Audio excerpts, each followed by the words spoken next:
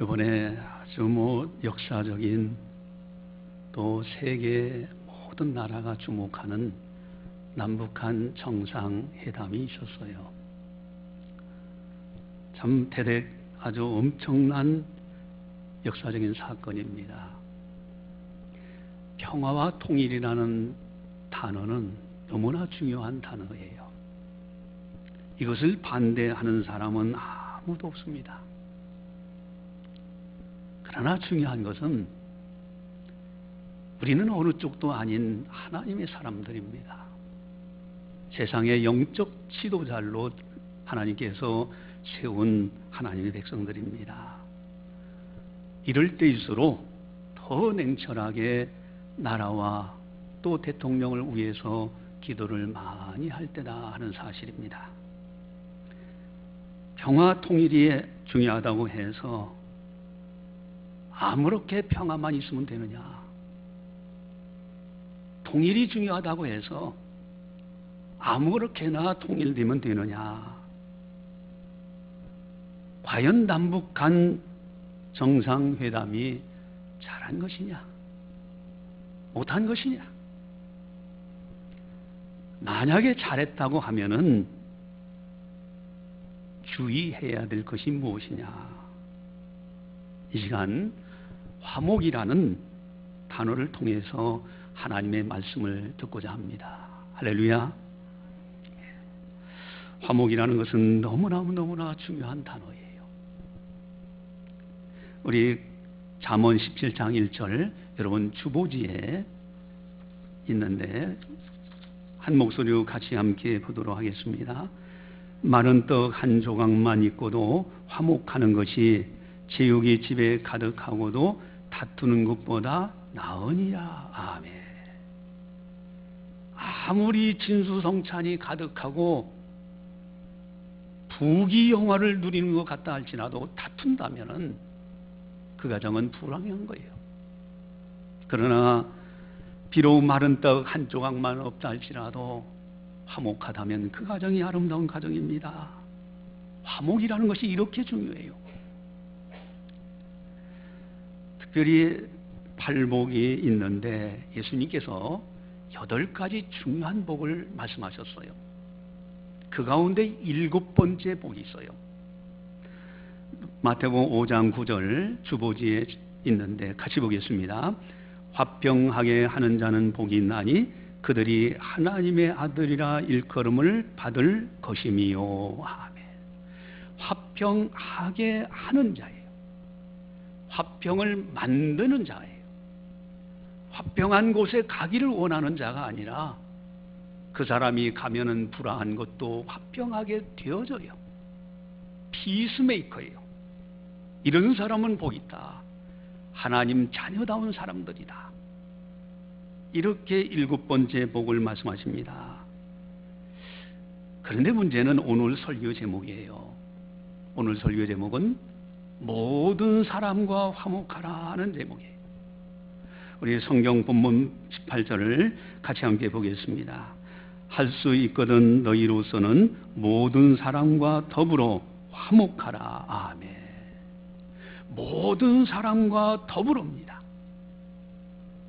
우리가 직장 생활을 하면서 저 사람만 없으면 직장이 참 좋겠는데, 생활하기 좋겠는데, 이웃과 만남에서도 그 사람만 없으면은 참 즐겁게 살겠는데 그 사람 때문에. 그런데 성경은 모든 사람과 더불어예요. 그들과도 화목하라는 거예요. 그럼 교회 내에서도 다 서로가 기쁘고 좋은 사람으로 만나면 얼마나 좋겠습니까? 근데 그 사람만 없으면은 내가 교회 생활도 재밌게 잘할 것 같은데, 이런 생각이 들 때도 있어요. 그런데 성경은 모든 사람과 더불어 그들과도 화목하라는 거예요. 근데 문제는 이 화목이라는 것이 쉽지 않다는 거예요. 우리 주보지의 잠언 18장 19절을 같이 함께 보겠습니다. 노엽게 한 형제와 화목하기가 견고한 성을 취하기보다 어려운 즉 이러한 다툼은 산성 문빗장 같으니라. 아멘. 나를 노엽게 했어요. 나에게 섭섭한 사람이 있어요. 나를 핍박한 사람이요. 그 사람과 화목한다는 것은 견고해서 사람들이, 군인들이 정복할 수 없는 견고한 성을 빼앗는 것보다도 그런 사람들과 화목하기가 더 힘들다는 거예요. 그러한 성의 문빗장처럼 닫아져서 이 화목이라는 것이 쉽지 않다는 겁니다. 어떻게 해야 모든 사람과 화목할 수 있을까? 악인과 입맞춤하는 것이 화목이라는 거예요. 악인 쪽에 서야만 따돌림을 받지 아니하고 왕따 되지 않기 때문에 그 가운데 서요. 이것이 화목이라는 거죠. 그러면 학교에서 아이들 간에 못된 친구들이 패거리를 만들어요. 그들과 좋게 지내기 위해서 같이 동행하고 집단 폭행하는데 가서 앉아 있다가 같은 공범으로 처벌받는 경우도 있어요. 과연 이것을 성경에서 원하시는 거냐? 모든 사람과 더불어 화목하라 하실 때 어떻게 해야 진정한 참 화목이 될 것이냐? 아무것도 아닌 것 가지고 다투다가 내가 그때 참았으면 좋을 걸 하는 경우도 있잖아요. 참 화목이라는 게 도대체 뭐래? 손에 끼치는 것 그거 못 참아서 그만 다투고요. 심지어는요 부모 유산 가지고 자녀들끼리 칼부림까지 나는 가정도 뉴스에 나오기도 하잖아요. 참 화목이라는 게 도대체 뭐야? 모든 사람과 더불어 화목하라 하셨는데 바보처럼 그저 죽어 지내는 것이 화목이냐 하는 겁니다. 어떻게 해야 이 화목을 실천할 수 있느냐? 그 비결은 무엇인가? 특별히 오늘 본문에 아주 중요한 말씀이 있습니다. 대인관계의 성공의 비결, 사회생활에서의 성공의 비결, 아주 중요한 비결이 오늘 소개되고 있어요. 우리 15절에서 16절 말씀을 같이 함께 보도록 하겠습니다. 즐거워하는 자들과 함께 즐거워하고 우는 자들과 함께 울라. 서로 마음을 같이하며 높은 데 마음을 두지 말고 도리어 낮은 데 처하며 스스로 지혜 있는 채 하지 말라. 아멘.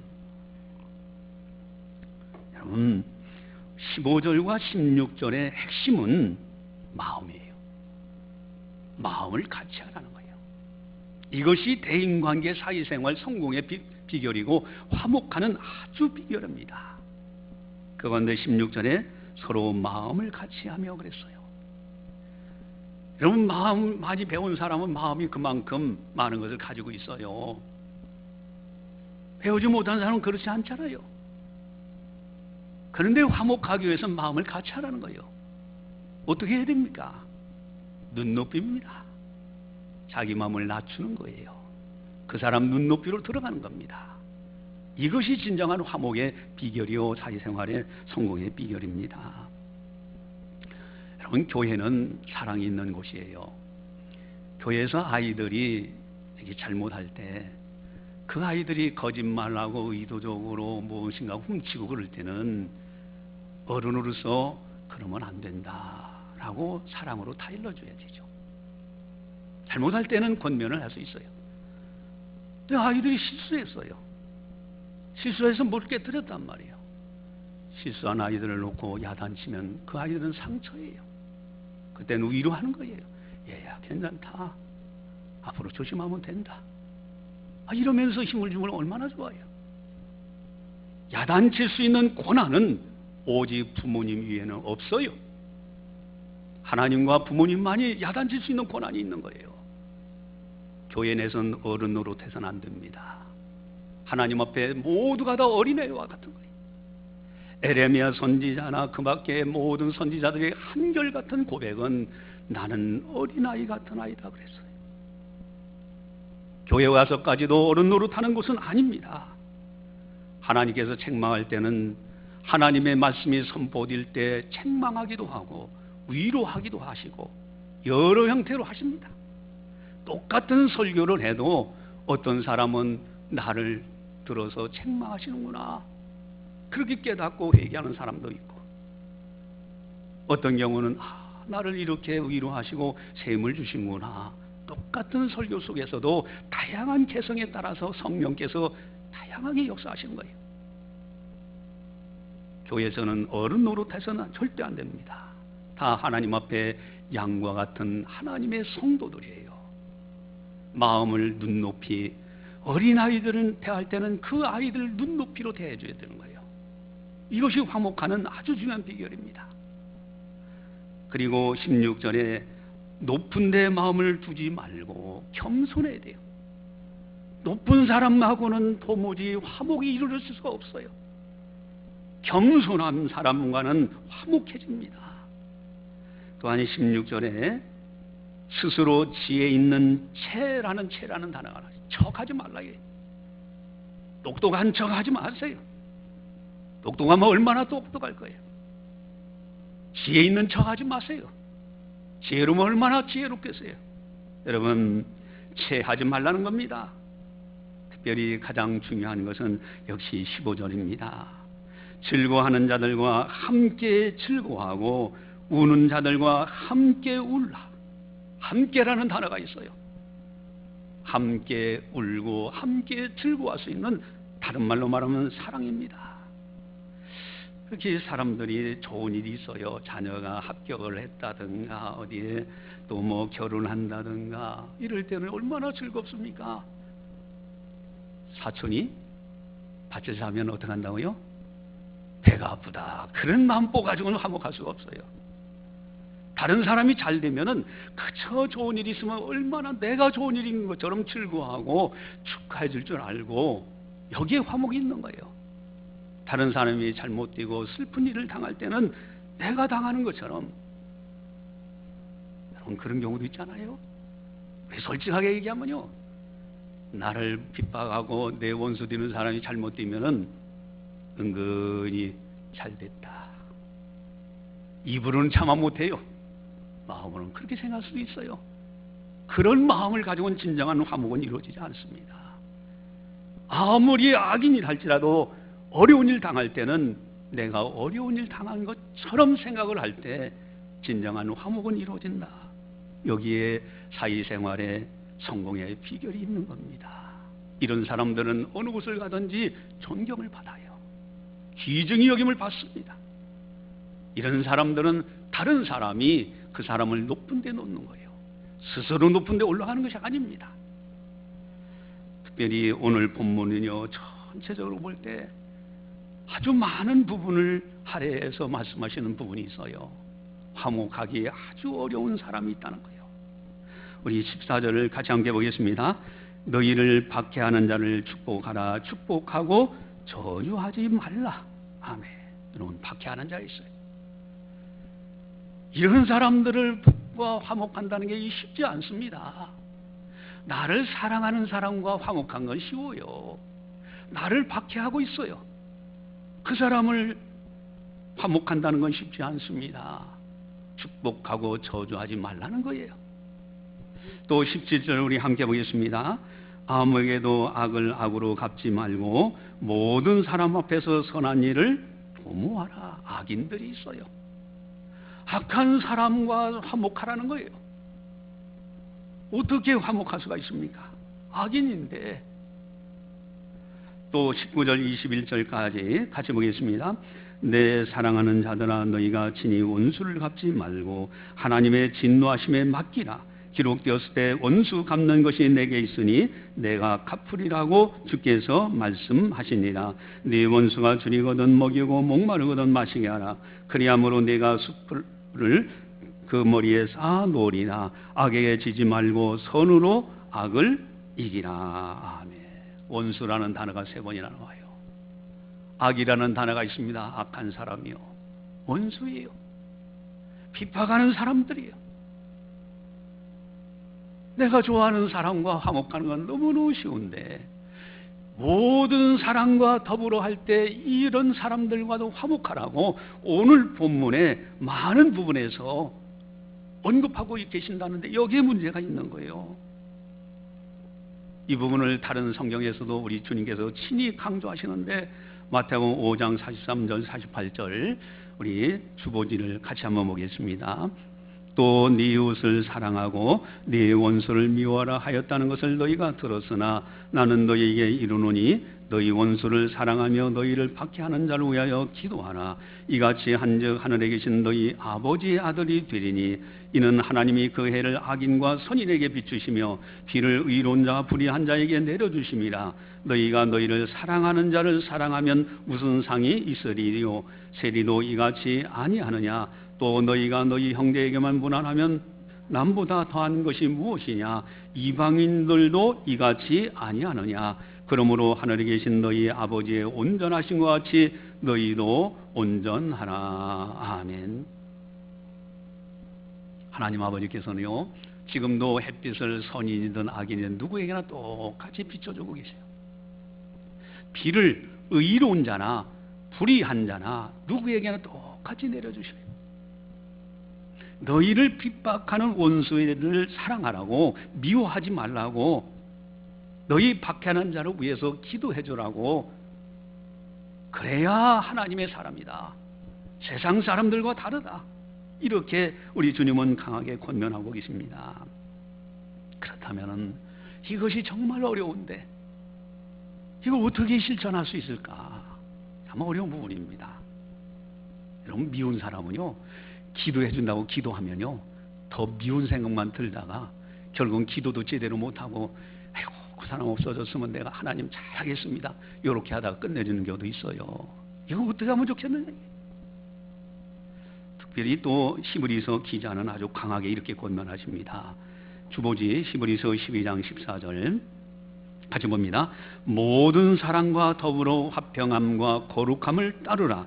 이것이 없이는 아무도 주를 보지 못하리라. 아멘.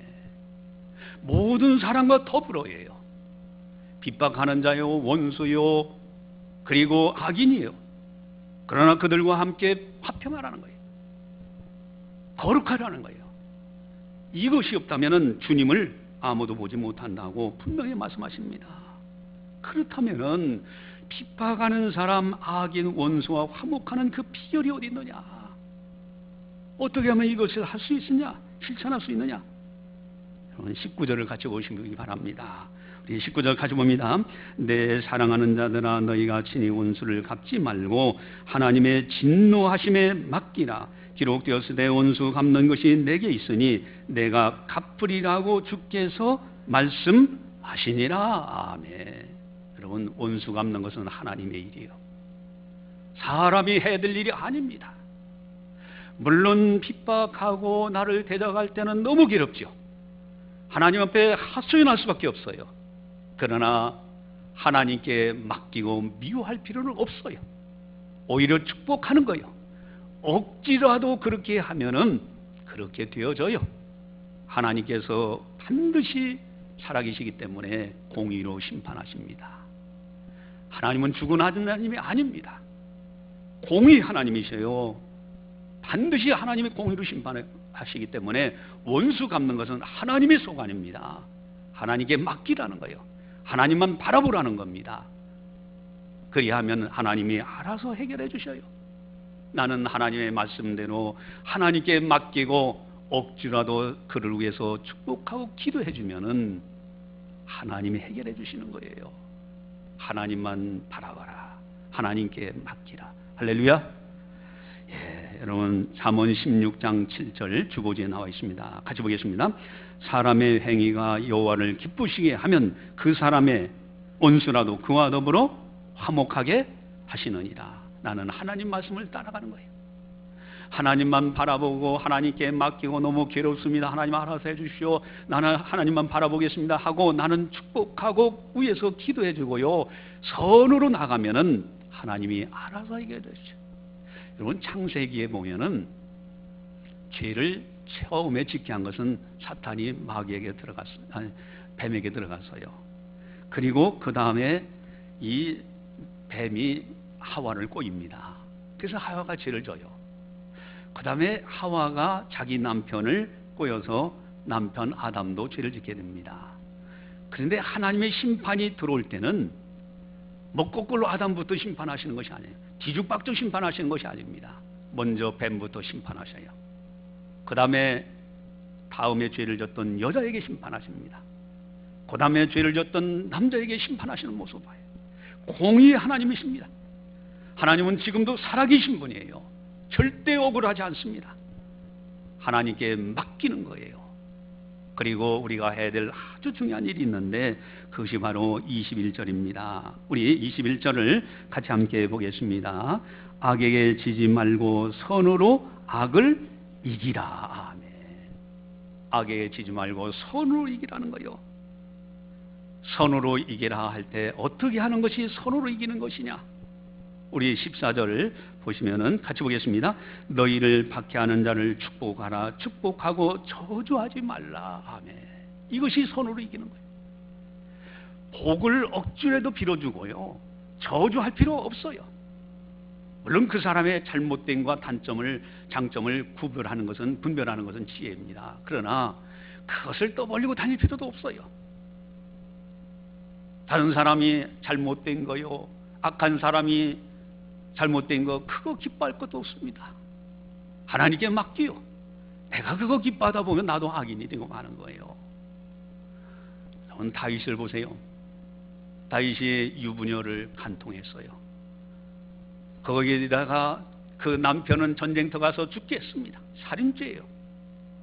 그 스라에서 낳은 아기를 위해서 간절히 기도합니다. 얼마나 간절히 기도했던지 눈물이 침상을 적시도록 기도했어요. 그리고 그 아기를 하나님이 데려가 버리십니다. 심판한 거예요. 여러분, 죄값은 반드시 심판이 들어오게 돼 있어요. 우리가 감당치 못하기 때문에 예수님께서 십자가에서 심판하셨지만 축복과 은혜는요, 그 사람이 하나님 말씀대로 순종하는 데에 따라서 그만큼 복을 받는 거예요.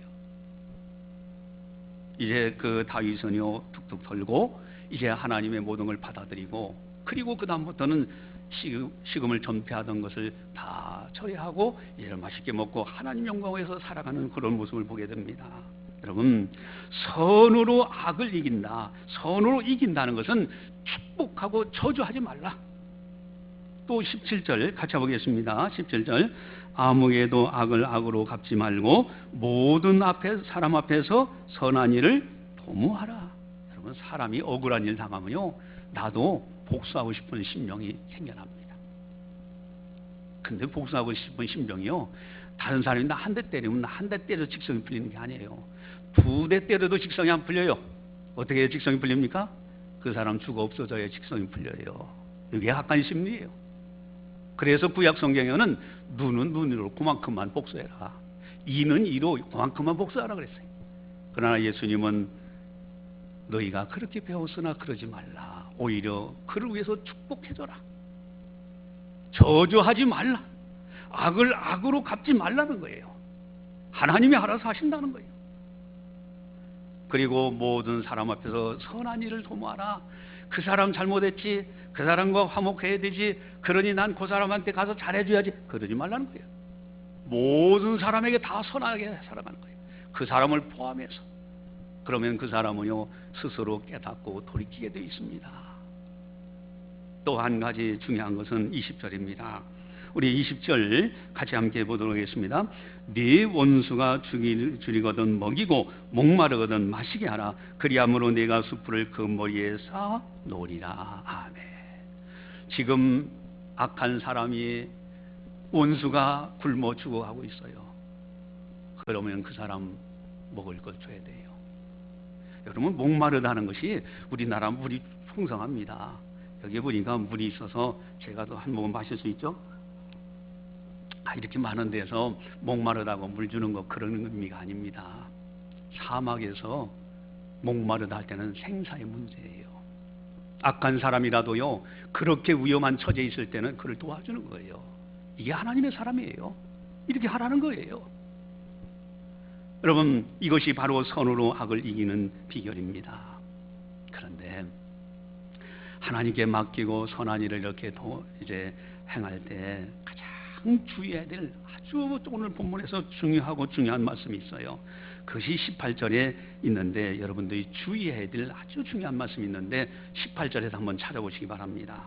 뭐가 있을까?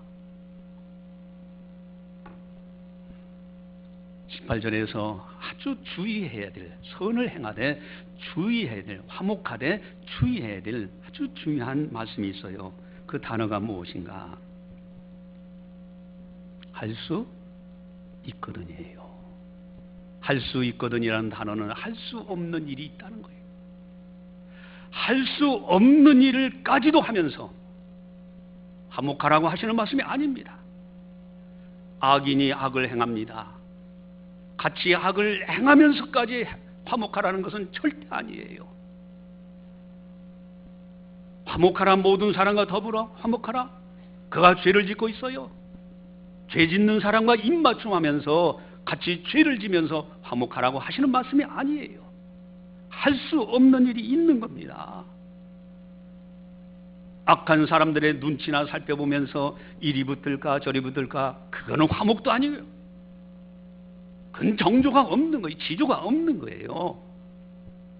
악한 사람의 악한 일에는 동참하지 않는 겁니다. 죄를 짓고 있는 사람에게 같이 죄를 짓는 건 아닙니다.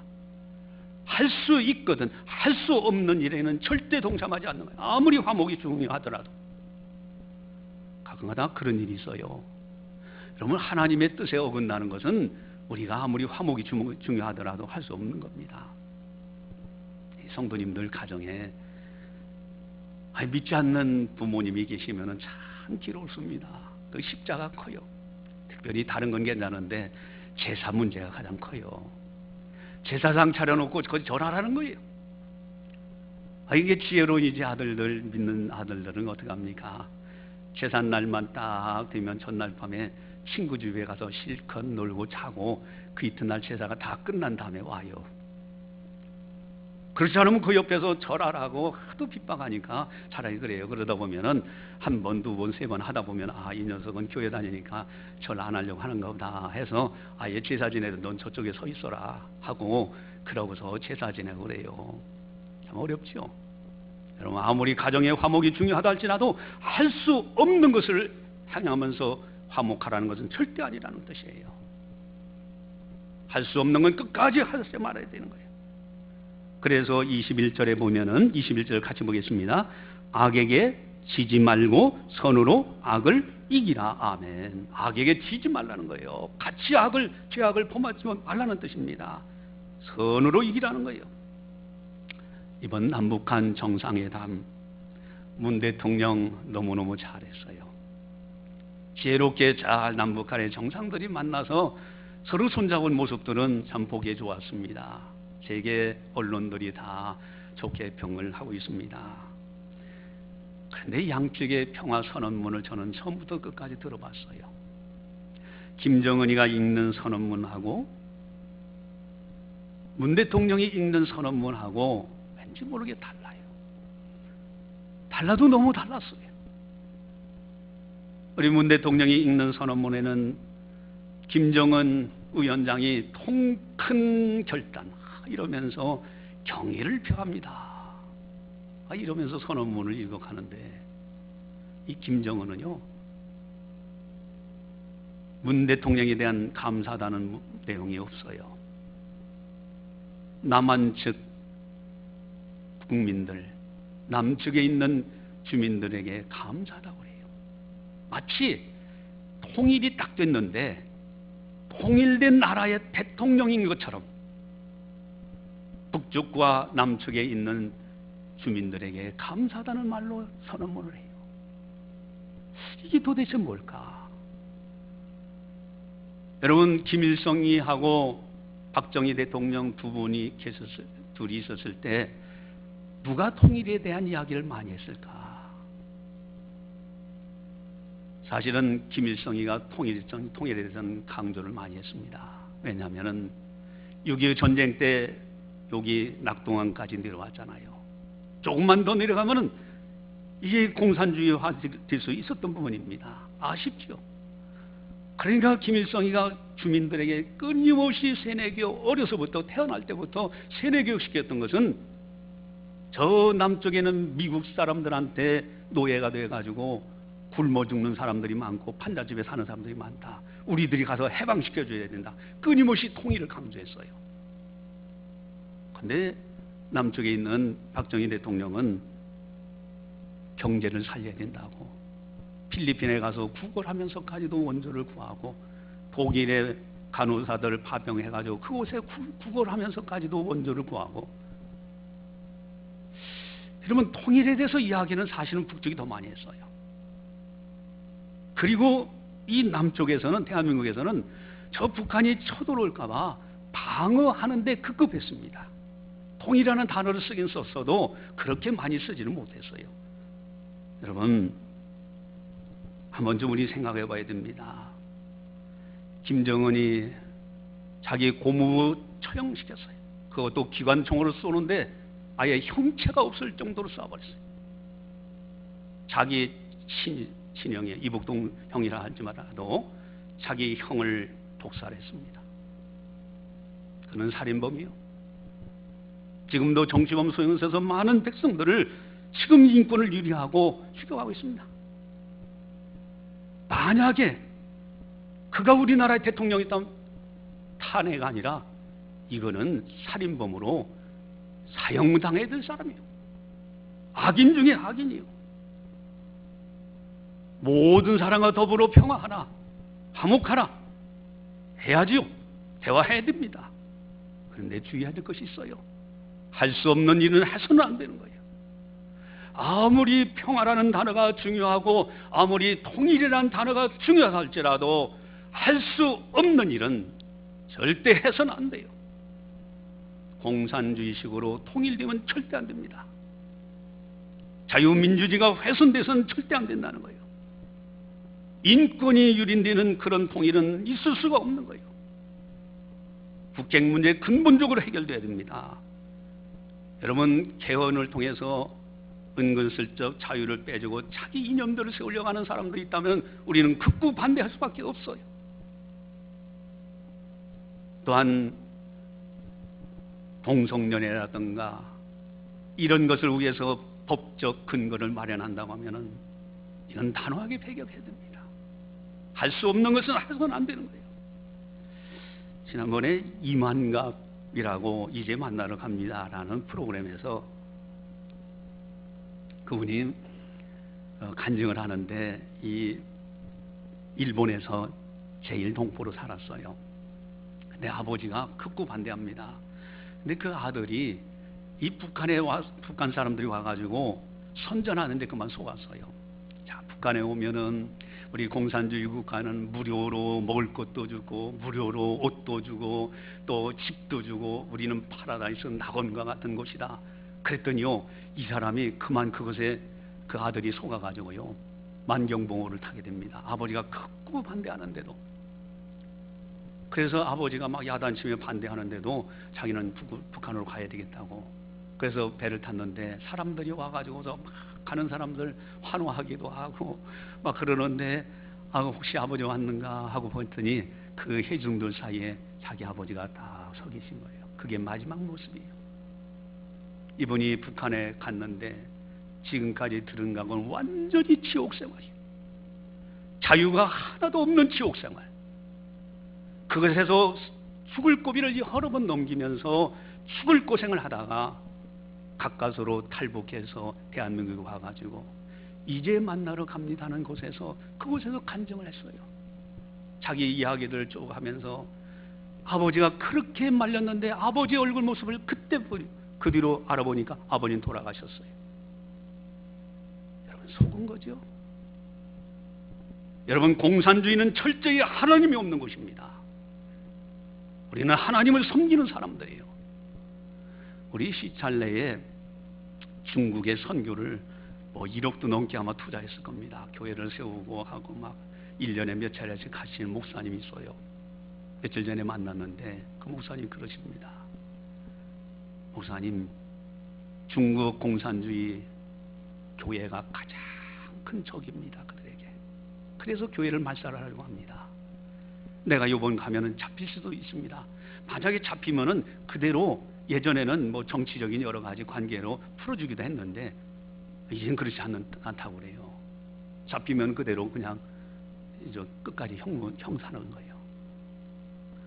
제가 노예 이제 교육훈련 부장으로서 노예 앞에서 서기하고 둘이 가서 앞에서 발표를 합니다.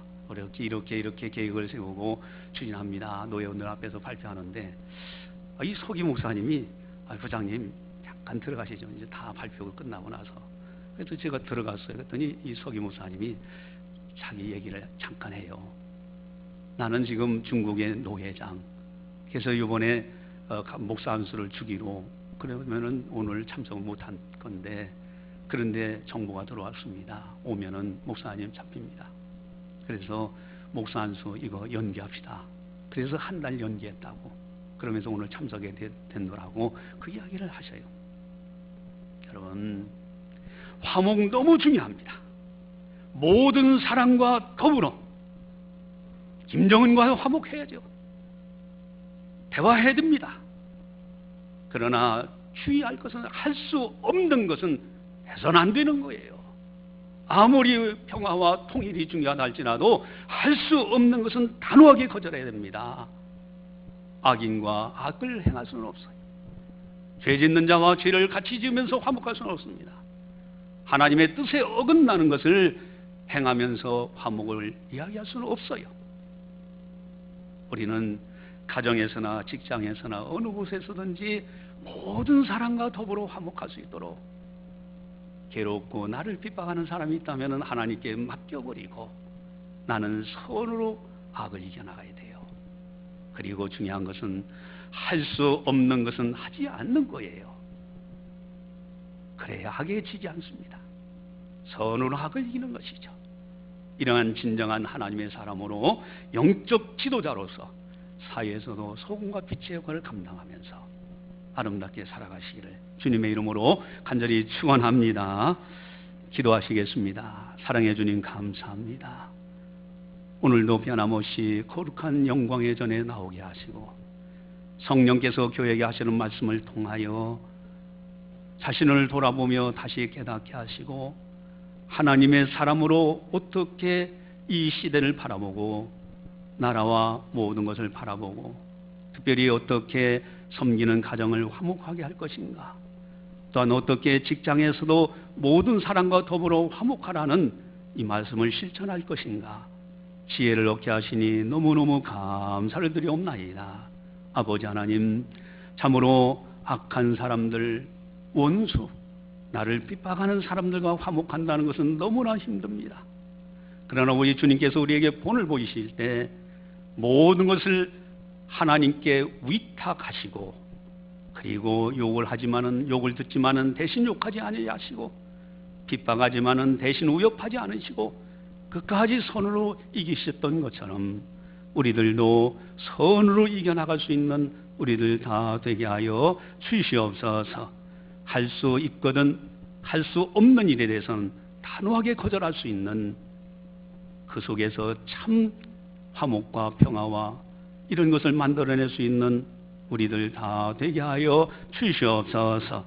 특별히 남북한이 이렇게 대처하는 가운데 이번에 남북한 정상들이 만났습니다. 좋은 모습입니다. 그러나 할 수 없는 일은 일어나지 않도록 하나님께서 막아주시옵시고 문 대통령의 지혜를 주시고 이 나라의 모든 관계된 자들에게 지혜를 주시고 믿음을 주시고 신앙을 더하여 주셔서 옳은 길을 걷게 하시고 참된 평화, 참된 통일, 특별히 복음으로 통일될 수 있도록 은혜 베풀어 주시옵소서. 모든 영광 주님께 올려드리오며 예수님의 이름으로 감사 기도드리옵나이다. 아멘.